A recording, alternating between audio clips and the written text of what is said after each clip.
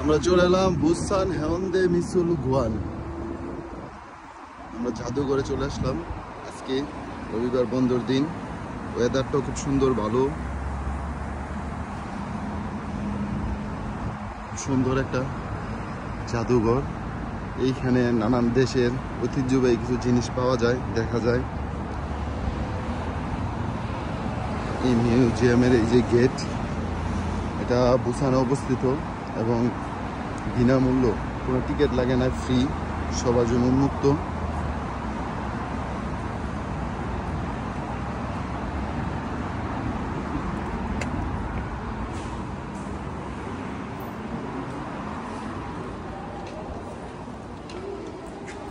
খুব সুন্দর পরিবেশ ভিতরে, সবাই ঘুরতে আসছে এখানে দেখার জন্য।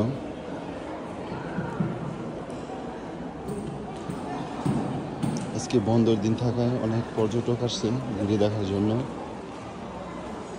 এক্সিট।